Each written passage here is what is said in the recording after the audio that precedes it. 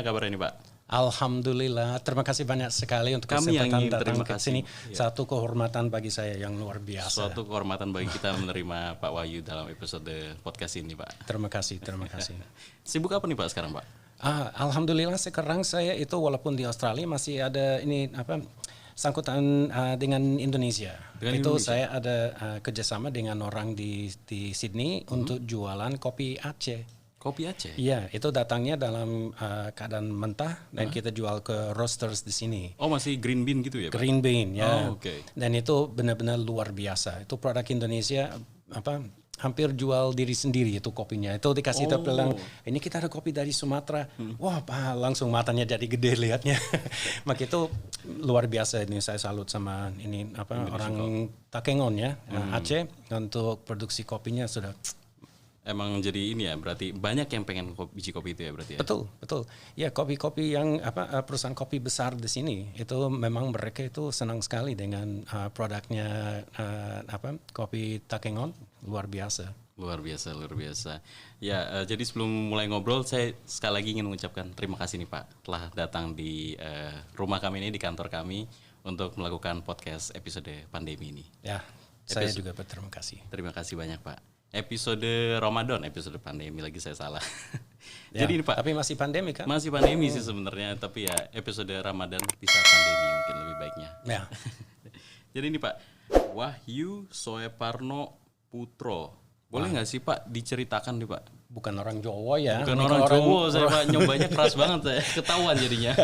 Ya, Wahyu Suparno. Ya, itu Suparno dengan Putro. tulisan ini tulisan lama Indonesia lama. daripada pakai huruf U ada OE, maka itu jadi Suparno. Waduh. Ya. Saya jadi diajarin ya Pak Wahyu. Dan Putro itu artinya anaknya Suparno. Oh, oke. Maka itu waktu tahun 99 saya ucapkan dua kalimat syahadat. Itu Bapak angkat di Jogja memberikan nama ini. Tapi sebenarnya waktu itu Muhammad Wahyu Suparno Putro. Kayak kereta api ya. Iya, panjang sekali jadinya. Ya, tapi ini saya juga waktu itu merasa berat membawakan nama Muhammad. Maka itu saya ya udah Wahyu aja ya Pak. Ya, maka itu semua orang itu Mas Wahyu ya. Sampai sekarang saya senang banget dipanggil Mas Wahyu. Atau Beli Wahyu atau Kang Wahyu atau Abang Wahyu atau Uda Wahyu. Itu ceritanya gimana Pak bisa menjadi anak angkat dari seorang warga negara Indonesia itu Pak? Mungkin itu karena orang merasa belas kasihan ini ada orang datang dari luar negeri nggak ngerti apa-apa di Indonesia, maka itu dia itu saya masuk ke bawah sayap beliau dan beliau membimbing saya untuk menyesuaikan tinggal di Jogja dan di Indonesia ya. Waktu itu, maka itu tanpa beliau saya merasa saya belum bisa fasih berbahasa Indonesia, belum belajar budaya dan juga mungkin belum melihat Indonesia sesungguhnya, mungkin masih dari mata orang Barat kalau belum ada beliau. Tapi alhamdulillah ada ya Bapak Suparno dan dia memberikan nama panjang itu. Iya. Ya. Oh, itu kalau boleh tahu nih Pak, kenapa sih tiba-tiba Bapak ingin pergi ke Indonesia waktu itu? Apa yang membuat Bapak tertarik dengan negara Indonesia Pak? Negara pertama yang saya kunjungi di luar Australia waktu saya masih muda itu Indonesia. Oh, oke. Waktu tahun 83 saya selesai kuliah. Terus itu saya ke Indonesia untuk mengerjakan thesis untuk kuliah. Saya di situ kurang lebih 6 bulan. Nggak sampai, tapi ya menjelang 6 bulan. Terus itu di situ saya di Jakarta. Dan di Jakarta saya ya melihat sesuatu yang jauh berbeda dengan apa yang biasa saya hadapi di sini. Pasti, di Australia ya. Nah itu saya juga itu di sini balik di sini saya sempat bekerja di perusahaan penerbangan ya, sampai jadi manajer yang paling tinggi di bidangnya. Tapi itu perusahaan itu sudah dibeli oleh perusahaan yang lain. Saya merasa kurang cocok dengan pemiliknya dan itu saya memundurkan diri. Nah waktu itu saya sebenarnya mau pindah ke Eropa, tapi itu setelah 7 tahun bekerja keras di perusahaan penerbangan itu bekerja 24 jam sehari itu, itu mau pulang malah justru dipanggil ada sesuatu harus balik lagi ke kantor. Maka itu saya itu pingin istirahat ingin mencari suasana yang lain dulu sebelum saya pindah ke Eropa. Terus itu ada cuman kebetulan aja ketemu sama satu orang yang punya usaha di Jogja. Nah itu ketemu di Sydney. Terus dia itu kita hanya ngobrol ramai-ramai, ada banyak orang. Terus itu dia dengar cerita saya bahwa saya ingin mencari sesuatu yang lain mungkin paling setahun.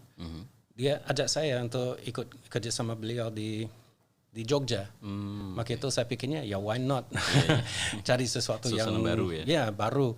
Sampai ke Jogja itu benar-benar ya boleh dikatakan terpesona ya. Jogja itu kota unik, indah, ya, unik, indah. Maka itu ya itu tahun 96. Dan itu sampai sekarang saya masih merasa bahwa saya tinggal di Indonesia. Nggak akan pergi kemana-mana lagi. Bener-bener. Itu lama nggak Pak, Bapak adjustnya untuk hidup dengan kultur Indonesia tuh Pak? Di awal ya betul, itu sulit. Ya sulit di awal. Karena itu pandangan dari dua belah pihak ya. Yes, itu bagaimana orang melihat saya sebagai warga negara asing yang tinggal di sekeliling mereka, dan saya melihat mereka juga sebagai orang yang jauh berbeda dengan apa yang saya biasanya menghadapi. Itu di awalnya banyak kesulitan untuk menyesuaikan, tapi akhirnya saya bisa melihat bahwa sesudah kita betul-betul menghargai orang, kita menghargai mereka sebagai ciptaan Allah, bukan sebagai beda budaya atau lain sebagainya. Sesudah kita mulai menghargai mereka, insya Allah mereka juga balas menghargai kita. Dan reciprocal gitu ya. Dan ya betul, dan itu membuat kita bisa hidup lebih lekat, lebih dekat. Benar. Kalau dari sisi makanan tuh Pak, waktu Bapak baru pertama kali datang tuh susah nggak Pak untuk adjust dengan selera kuliner Indonesia, atau malah Bapak sangat suka malah? Kalau jujur di sini di Australia itu saya lebih sering makan nasi daripada makan yang lain. Tapi itu waktu itu banyak yang makanan Thailand, Vietnam, Kambodia, macam-macam begitu.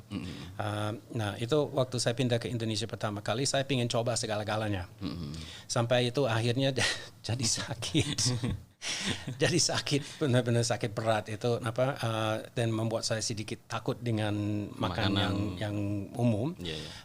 Dan itu seperti orang biasa itu ya kena tipes beberapa kali kayak gitu. Masalah higienisnya itu. Ya, tapi ini sekarang nggak tahu sekarang karena setahun di sini. Tapi sebelum saya pindah ke sini makan apa aja udah aman, udah biasa. Gitu. Udah kebal ya sistem imunnya. Itu waktu kena tipes saya nggak bisa makan yang pedas. Makan pedas sedikit udah parah. Tapi ini belakang ini malah cari yang pedas. Apalagi sambal terasi itu favoritku. Favorit Bapak. Jadi saya memang udah semestinya sudah dapat cap WNI ini karena itu sambal terasi senang, durian senang. Hanya 1-2 yang saya kurang cocok itu pete sama jengkol. Tapi bukan karena rasanya, karena efeknya. Bau di mulut. Iya, dengan rasanya fine aja. Itu cuman yang ya bekasnya yang kurang menyenangkan. Di luar legalitas sudah seperti orang Indonesia lah. Ya gitulah. Ya udah merasa begitu. Waktu Bapak datang tuh Pak, kan tadi Bapak bilang sendiri kalau misalkan Bapak tidak dianut oleh Pak Saputro, itu Bapak kan kesusahan dengan bahasa tuh Pak. Ya. Nah itu waktu awal-awal Pak, sebelum itu bagaimana tuh bahasanya Pak? Ya ini ini semestinya tanya sama Bapak bukan sama saya, tapi ini duduk di depan rumah itu di teras di depan rumah. Waktu itu belum ada namanya smartphone kan. Itu pakai kamus. Terus itu mau bicara itu cari kamus dalam cari kata dalam kamus. Daftar isinya. Terus itu mereka itu dapat 1 kata 2 kata udah bisa nyambung kalimatnya, udah paham, dan sebaliknya. Maka itu dengan kesabaran beliau saya juga bisa belajar bahasa Indonesia. Tapi itu kalau jujur saya belajar bahasa Indonesia yang lancar waktu saya pacaran pertama kali. Dengan warga negara Indonesia? Iya, karena pengen marah nggak bisa kalau dalam bahasa Inggris nggak nyentuh, nggak nyampe kan. Kan nggak lucu mau marah buka kamus dulu kan. Ya, maka itu terpaksa untuk belajar belajar bahasa Indonesia. Tapi itu sebelum saya mualaf. Sebelum mualaf. Nah, ngomongin mualaf nih Pak, apa sih Pak yang membuat Bapak tiba-tiba tertarik untuk menganut agama Islam Pak? Oke, ini apa? Saya harus hati-hati karena itu biasanya kalau saya ceritakan ini perjalanan itu keluar air mata, maka itu saya harus ini apa? Mengontrol diri itu. Karena itu sebenarnya bukan saya merasa bahwa saya yang memeluk agama Islam. Itu saya merasa bahwa Allah sudah menentukan jalan untuk saya mengenalinya itu. Kalau di awalnya itu boleh dikatakan pada saat itu benar-benar saya sadar bahwa ada betul-betul ada namanya Allah. Itu banyak musibah datang. Dan itu untuk menyelesaikan musibah itu nggak ada solusinya waktu itu. Dari masalah kerjaan, perizinan, hubungan antar orang yang dekat dengan saya dan lain sebagainya. Maka itu pas waktu itu saya agak banyak mengeluh. Itu saya tanya sama teman-teman ini, kayak bagaimana saya bisa menghadapi masalah seperti ini? Saya harus lakukan apa? Nah, ada satu teman yang selalu omong ke saya, ayo ikut sholat sama saya. Itu, kasih jawaban yang konkret, Ton. Kalau sholat apa yang akan selesai itu saya, tapi dia itu nggak pernah putus asa sama saya untuk ajakin sholat itu ya. Ajakin sholat. Terus itu mungkin itu saya sudah betul-betul merasa di ujungnya di mana itu saya tidak bisa menyelesaikan masalah ini. Dan itu saya saya ikutin teman untuk membuat dia senang, bukan untuk diri sendiri. Terus itu saya ingat itu takbir pertama saya ikutin, tapi waktu saya sujud itu sujudnya itu seperti ada satu zatnya yang terisi dalam tubuh saya. Itu saya kayak sesuatu yang berubah total untuk saya. Dan itu di posisi sujudnya, di posisi di mana sebelumnya saya selalu menyangka ngapain orang sampai itu sujud seperti itu, merendahkan diri seperti itu. Tapi padahal itu nikmat yang datang ke hidup saya itu mengalawi dengan sujud. Semua yang jalan setelah itu semua keselamatan saya, semua jawaban dan semua yang terjadi dalam hidup saya bukan karena saya pintar, tapi karena Allah. Selalu diselamatkan, alhamdulillah sama Allah Subhanahu Wa Taala. Maka itu mulanya dari itu. Maka ini aku udah bilang pasti keluar air mata. Ya. Tahu gitu nggak saya tanya. ya itu saya merasa itu kenapa saya membagikan kisah ini karena itu kadang-kadang itu keimanan kita juga menjadi lemah, termasuk diriku sendiri ya, selalu naik turun. Dan kalau itu bisa mengingatkan betapa indahnya Allah Subhanahu Wa Taala, betapa cinta Allah Subhanahu Wa Taala kepada umatnya, insya Allah itu akan selalu mengingatkan kita untuk bersyukur dan kembali. Imam itu harus dipelihara. Itu tidak datang dari langit, itu memang harus dipelihara. Maka itu mengingatkan diri sendiri sama teman-teman untuk selalu bersyukur dan selalu memelihara keimanan insya Allah. Insya Allah, benar banget tuh Pak. Berarti itu sign pertama dari Tuhan tuh waktu di sujud pertama itu ya? Ya. Subhanallah. Ya. Tapi sebelum ini nih Pak, sebelum Bapak masuk ke Islam, itu pandangan Bapak tuh apa tuh Pak terhadap agama Islam itu sendiri Pak? Ya, pertama kali waktu saya datang ke Indonesia, saya sebenarnya agak lupa bahwa itu mayoritasnya Muslim. Itu saya pertama kali nggak kepikiran. Terus itu waktu di kantor itu satu hari saya lihat itu jam istirahat itu semua orang masih bekerja.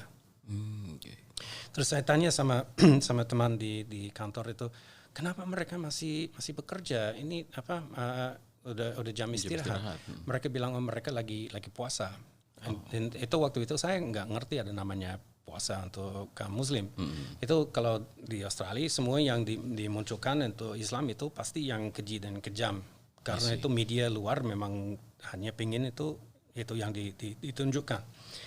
Maka itu belajar ada namanya puasa pertama kali karena sebelum saya Muslim saya memeluk agama Buddha. Dan itu toleransi yang diajarkan. Maka itu saya pikirnya, ya udah kalau mereka lagi puasa, saya ikut puasa. Saya tanya sama teman, kebetulan waktu itu saya belum sarapan, terus itu sampai ke kantor mau makan siang, disajikan, terus udah nggak usah, aku nggak makan. Terus itu saya tanya, ini gimana ini puasanya? Itu mulai dari fajar sampai maghrib. Oh, itu lama juga ya aku pikirnya gitu. Terus ini tapi boleh minum, nggak boleh. Oh. Terus itu puasa apa lagi? Terus ada yang ceritakan tentang menahan amarah dan lain sebagainya. Terus saya pikirnya, yaudah ini berat tapi insya Allah hari ini saya bisa. Saya bilang waktu itu I hope I can be fasting with you today. Terus saya itu satu teman bilang, ya tapi bagaimana untuk besok? Besok juga ya? Bulan. Yes, 1 bulan ya. Hah? 1 bulan?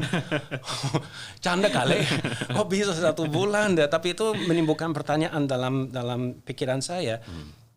Sampai begitu komitmen untuk menjalankan agamanya itu di mana itu sebelumnya saya belum pernah melihat seperti itu, komitmen untuk menahan segala-galanya selama itu dalam 1 bulan itu luar biasa. Maka itu waktu saya pikirnya, wah, there must be something, ada sesuatu di belakang semua ini. Maka itu saya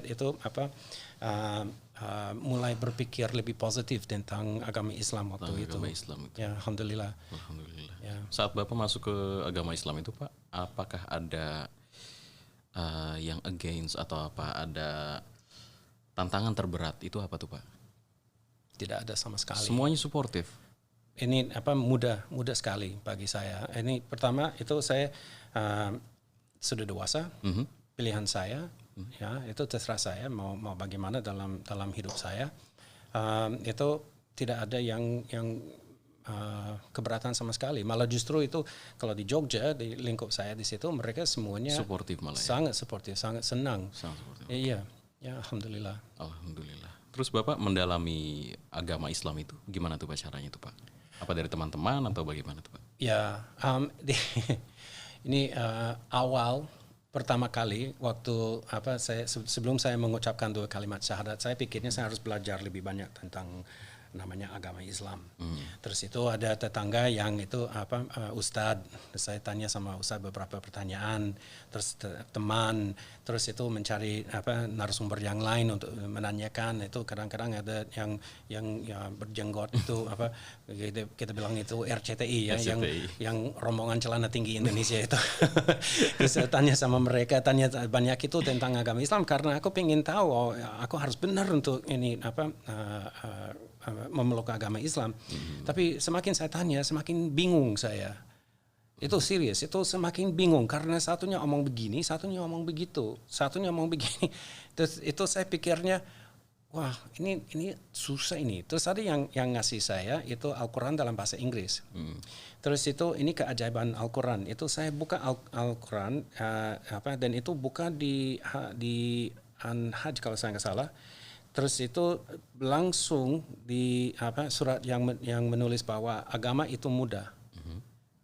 Dan itu saya lihatnya itu agama itu mudah. Ya kalau begitu ngapain aku mempersulit dengan banyak pertanyaan? Maka itu saya pikirnya ya udahlah. Ini lepaskan aja. Ini kalau saya mau memeluk agama Islam itu berarti saya harus percaya kepada Allah Subhanahu wa taala dan bahwa itu Rasulullah SAW adalah utusannya. Udah, ngapain saya repot pikirin yang lain? Pemahaman lain mah. Ilmu akan datang sesuai Allah menentukan, dan itu yang saya mengalami dalam hidup saya. Pada saat saya harus belajar sesuatu atau mendapatkan ilmu baru, itu sudah disiapkan oleh Allah Subhanahu wa taala. Pasti ada waktunya. Pasti ada waktunya. Ya, kalau kita menelan itu semuanya mentah, itu di mana kita menjadi keliru dalam pengertiannya. Itu ada satu guru saya itu Profesor Nasaruddin Umar. Dulu beliau di Wamen Wakil Menteri Agama. Itu saya ikut pengajian beliau di hari Minggu, itu pengajian tutup. Itu di mana saya itu belajar banyak tentang ikhlas untuk menerima jalan yang Allah menentukan untuk kita. Maka itu mungkin zaman dulu saya banyak marah kalau ada sesuatu yang tidak sesuai keinginan atau lain sebagainya. Tapi beliau yang mengajarkan saya untuk bersyukur karena itu bisa menyelamatkan kita dari sesuatu yang tidak diinginkan, tapi itu juga bisa membantu kita untuk memastikan dan lebih meyakinkan diri untuk ajaran ilmunya. Maka itu lebih senang dan santai saja, tidak perlu itu sampai itu memberatkan pikiran diri sendiri. Kalau emang udah jalannya ya mau diapain gitu ya. Ya, tapi ini dari setiap saat kita ada saat untuk belajar bersyukur dan nikmat dalam keadaan kejadian, dan itu Allah selalu Allah Subhanahu wa taala selalu membuktikan diri sendiri kepada kita kalau mata dan hati kita terbuka. Hebat. Insya Allah. Kalau ini nih Pak, masalah Ramadan nih Pak. Menurut Bapak tuh awal-awal sampai atau enggak saat ini nih Pak, apa sih makna dari bulan puasa Ramadan ini Pak? Wah, banyak sekali. Banyak sekali. Itu tahun lalu Ramadan tersedih yang saya pernah mengalami selama saya Muslim ya, memeluk agama Islam. Soalnya tahun lalu itu saya di kota Adelaide. Dan itu saya datang di bulan Februari, itu semestinya di bulan April saya sudah balik ke Indonesia. Tapi karena COVID itu kena lockdown. Nah, itu mengalami itu di situ mengalami Ramadan, satu semuanya lockdown. Kedua, saya tidak punya kenalan siapapun di situ. Saya nggak ada itu teman-teman yang Muslim atau ke masjid aja belum pernah ke sana di kota Adelaide. Maka itu benar-benar sedih karena jauh dari keluarga di Indonesia.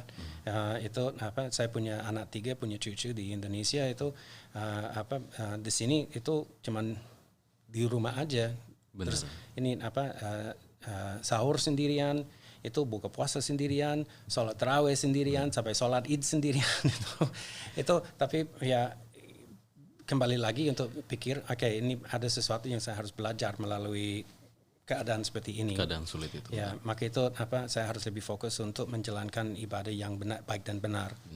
Tapi kalau sekarang tahun ini, insya Allah kita bisa sholat tarawih berjemaah, insya Allah kita harap begitu. Ini kalau di Australia, saya merasa apa yang saya inginkan adalah melihat betapa lekat kaum Muslim di sini. Itu yang saya harap. Nanti kita lihat ya. Bismillah semoga lekat. Ya, soalnya ini selama ini saya melihat itu masih ada banyak perpisahan itu antara beda negara itu mungkin ya macam-macam seperti itu. Dan itu sangat disayangi karena itu semestinya kita menyatu. Satu saudara. Ya, satu saudara. Maka itu yang saya ingin merasakan kalau bisa di negara Australia. Kalau di Indonesia itu kita selalu berusaha untuk menambahkan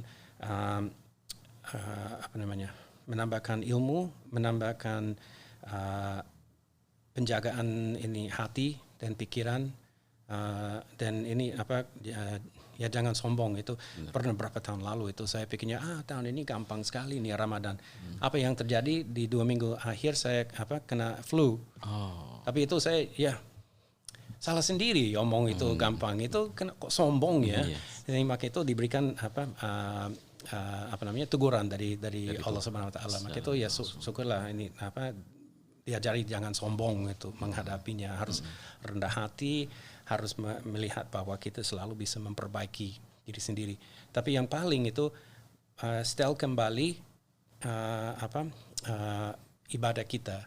Ya, itu ada istilah itu untuk kita latihan full 1 tahun supaya sisa tahunnya itu bisa sekualitasnya.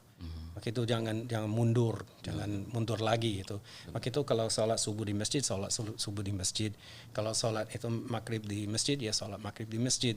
Kalau sholat tepat waktu di Ramadan, ya sholat waktu tepat waktu. Di Ramadan harus konsisten berarti. Di luar Ramadan. Nggak boleh regress berarti ya. Ya. Maka itu yang satu saya senang itu kalau dengar azan sholat, saya langsung langsung sholat. Langsung ke masjid berarti. Ya, itu masa bodoh yang lain. Memang bener sih gitu ya. Ya, kadang-kadang orang nggak suka, tapi masa bodoh ini menurut saya karena ini urusan sama Allah ya. Tapi itu yang membuat saya senang itu di bulan Ramadan karena itu still level yang kita harus berusaha mencapai dan diteruskan sesudah Ramadan insya Allah. Insya Allah. Kalau puasa Pak, enakan mana? Di Indonesia atau di Australia itu? Ya di Indonesia. Ada keluarga dan lain-lain ya? Semua lebih enak di Indonesia. Saya juga ngerasain tuh waktu kemarin tuh pandemi, rencananya kan emang biasanya kita tuh pulang ya. Karena tahun lalu mungkin baru pertama kali saya juga merayakan Idul Adha tanpa keluarga. Itu. Tapi untungnya saya masih ada keluarga di sini, keluarga KJRI, jadi kita masih dapat melakukan sholat karena sholat Jumat pun ditiadakan awal-awal pandemi kan Pak. Bapak sholat Jumatnya gimana tuh Pak waktu awal-awal pandemi? Kalau di Adelaide itu saya harus sholat di rumah karena itu memang lockdown, tidak boleh kemana-mana. Bener. Dan itu memang berat sekali, berat, sungguh berat. Itu saya pikirnya itu minggu kedua, wah ini udah 2 minggu nggak sholat Jumat, gimana nih hukumnya ya kan? Bener, Tapi itu habis itu saya ingat ini niat itu yang penting kita mau, tapi kalau hukum negara tidak mengizinkan itu jadi tanggung jawab, bukan tanggung jawab kita. Maka itu ya sudah kita harus taat kepada hukum yang ada di negara yang kita kunjungi atau kita berada. Maka itu ya sudahlah. Tapi itu kalau di Indonesia itu menjalankan itu puasa bersama itu tahu hampir semua orang juga mengikuti puasa bersama ya.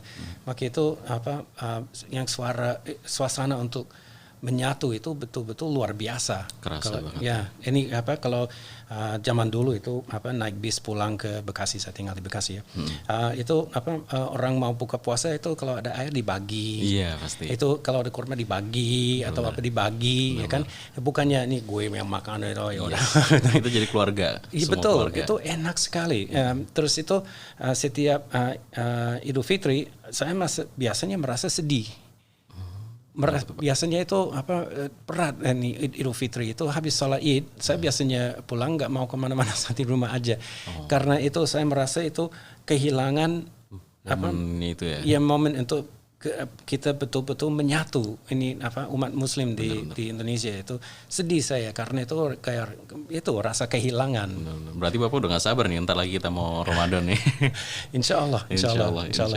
Ini itu yang kita tunggu kan. Itu dari dulu kita selalu bilang insya Allah mengizinkan kita ketemu Ramadan tahun depan. Benar. Itu yang kita doakan terus. Ya, maka itu kalau kita udah sampai masuk ke bulan Ramadan itu syukurnya luar biasa. Semoga kita diberikan umur biasanya untuk dapat mengalami Ramadan selanjutnya gitu. Betul, apalagi dalam keadaan pandemi seperti ini. Benar, kan kita banyak saudara-saudari kita yang pulang ke rahmatullah. Ya, pulang ke rahmatullah, maka itu kita doakan itu semua amal kebaikan mereka diterima di sisi Allah. Amin ya Dan Rabbal itu alamin. kita selalu mendoakan itu Allah mengangkat wabah penyakit ini. Amin. Dan menyelamatkan itu semua orang yang kita sayang. Itu di Indonesia itu ya berada di Australia di mana penduduknya sedikit, Indonesia penduduknya banyak. Itu kita pasti takut untuk semua rakyat Indonesia. Tapi kita doakan yang terbaik. Amin. Pasti Allah inilah membuat keputusan tuh pasti ada jalan sendiri. Kita secara sebagai mortal emang nggak bakal bisa mengerti apa yang Allah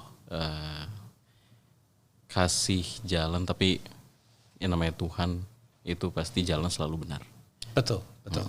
Tapi ini dengan penyakit seperti ini, itu kita harus sadar bahwa kita bukan siapa-siapa. Benar sekali. Dan itu dengan penyakit yang begitu kecil sampai kita tidak bisa lihat dengan mata yang Allah berikan kepada kita, itu semestinya membuat kita lebih sadar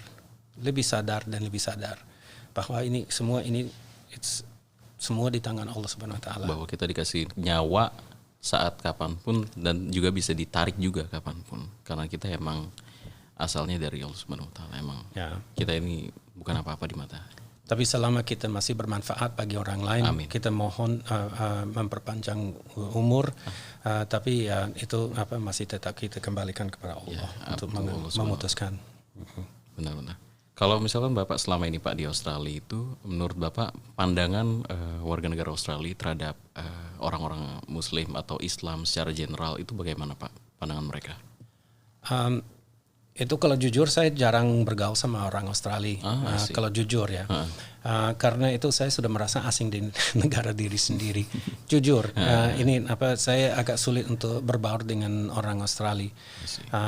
Dengan banyak itu dari peliharaan anjing di rumah, dari makanan yang haram, dari kata dan akhlak yang tidak Islami. Bagi saya itu terlalu berat untuk membiasakan bergaul sama mereka.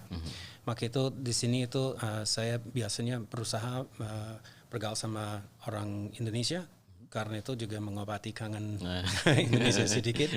Tapi juga ini kalau terlalu berbaur dengan orang di sini itu bisa jadi kita sedikit tertarik ke arah kiblatnya mereka dan itu saya tidak mau. Tapi ini saya boleh mengucapkan sebagai orang berkulit putih. Bahwa itu saya lebih sering merasa malu sekarang sebagai orang kulit putih daripada bangga. Budaya kami itu semestinya itu lebih baik dan lebih mulia daripada sekarang. Kalau kita melihat pandangan dari United States dengan pemerintah sebelumnya, itu saya itu merasa sangat terpukul. Karena itu dari kecil saya yang tipe orang yang selalu berjuang untuk menerima orang apa adanya. Itu dari kecil itu waktu saya sekolah kayak SMP itu saya selalu berteman dengan orang dari Italia, dari Yunani, ada teman dari Kosovo, ada teman dari mana-mana itu yang kulit putih biasanya saya nggak begitu banyak bergaul. Tapi saya selalu membela mereka sebagai pendatang.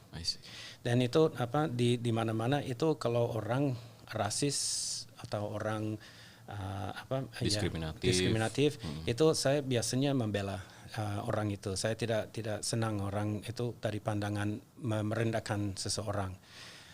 Tapi itu saya melihatnya sekarang justru itu rasisme yang jadi lebih fatal dibanding itu agama.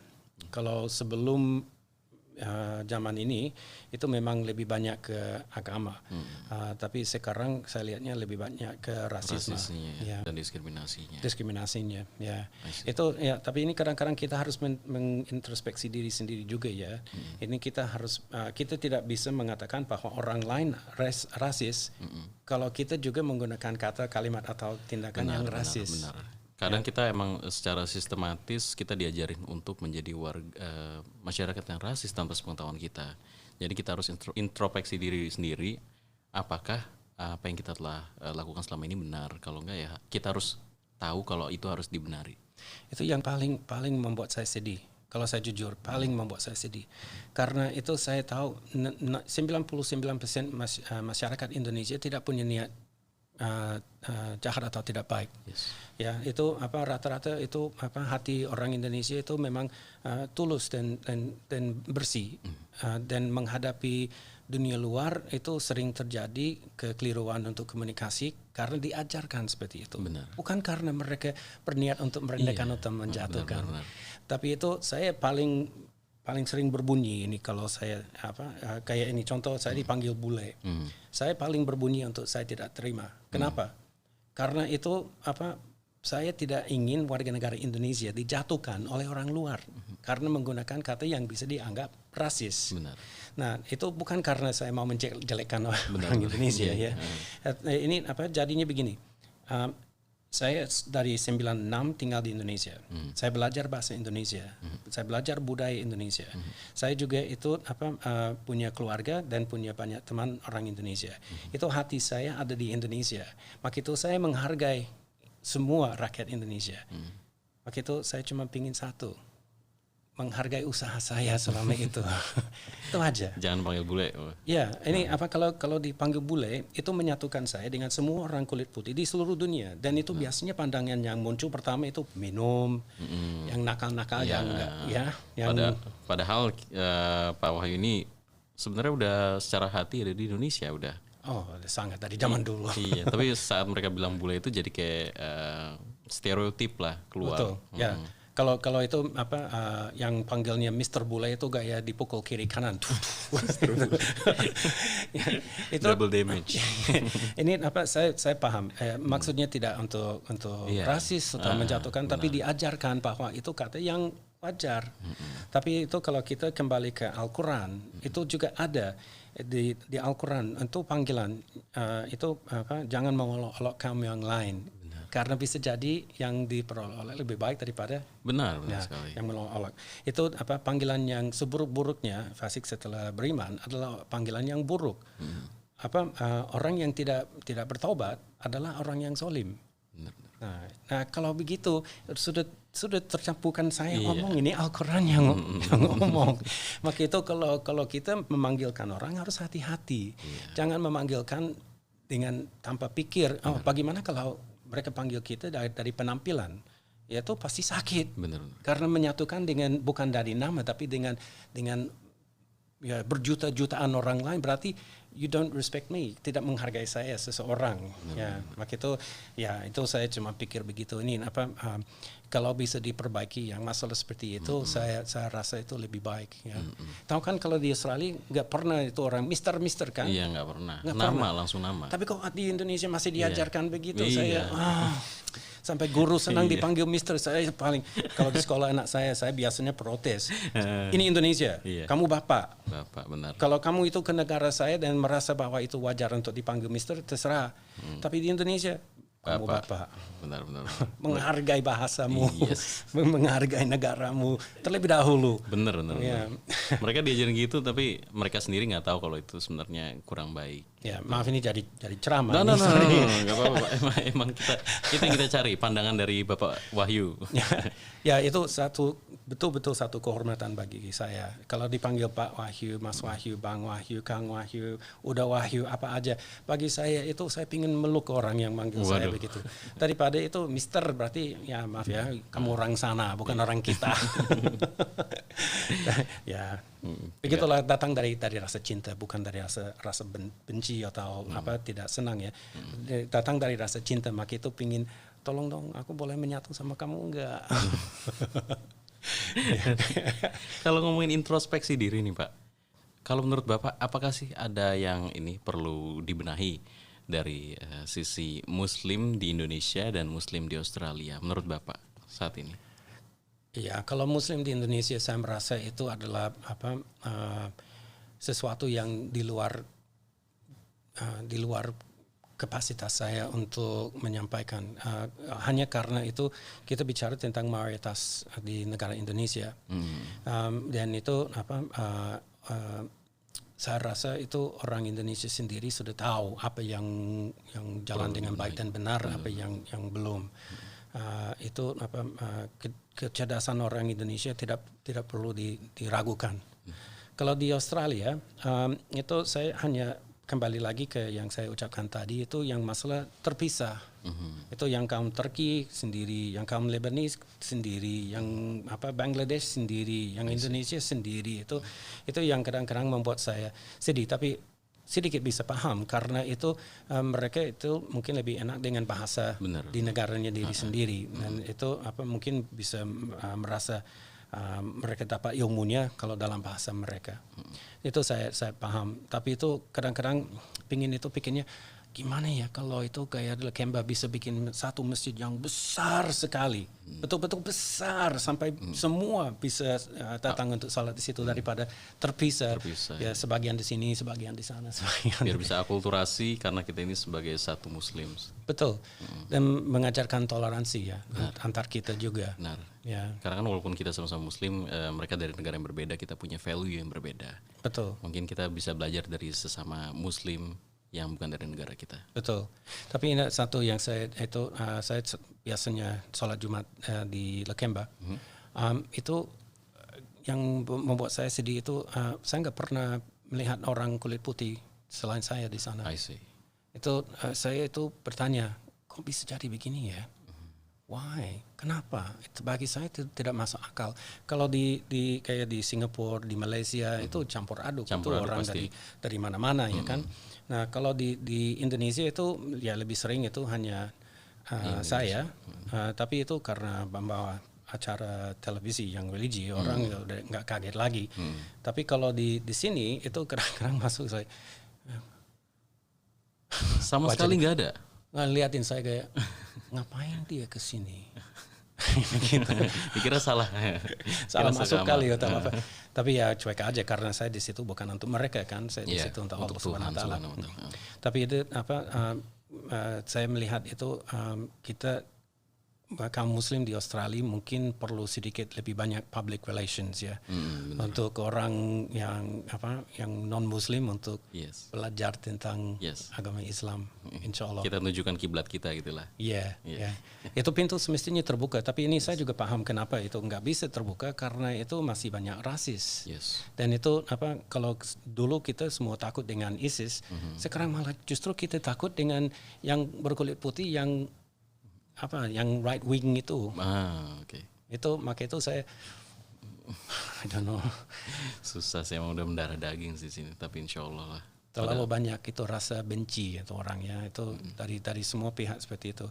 Itu sedih. Itu semestinya hati penuh dengan cinta.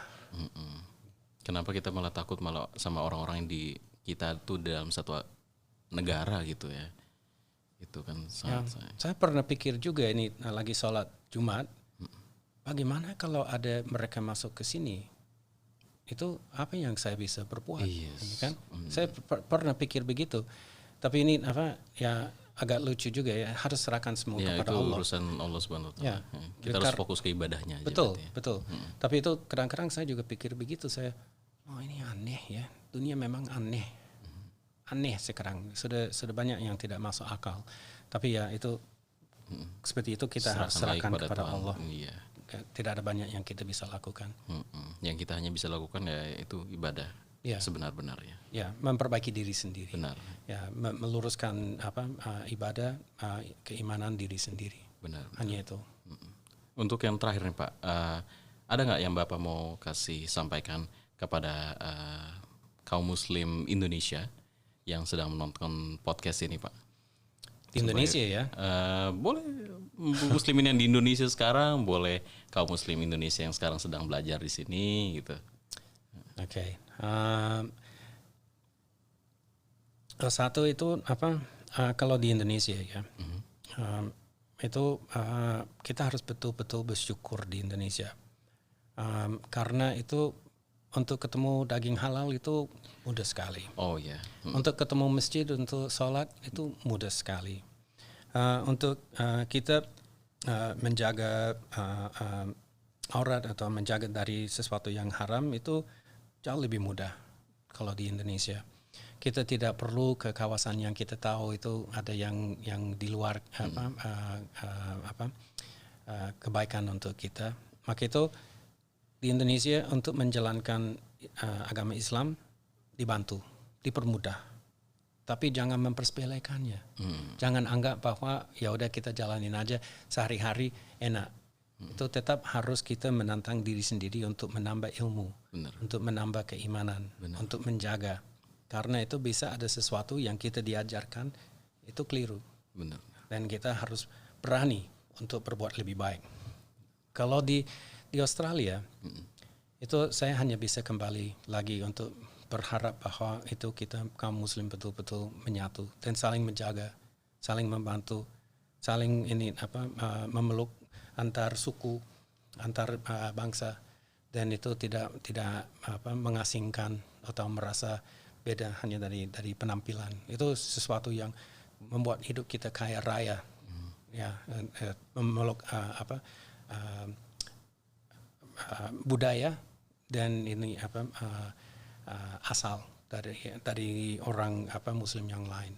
Insya Allah itu memperkayakan hidup kita. Amin. Ya insya Allah.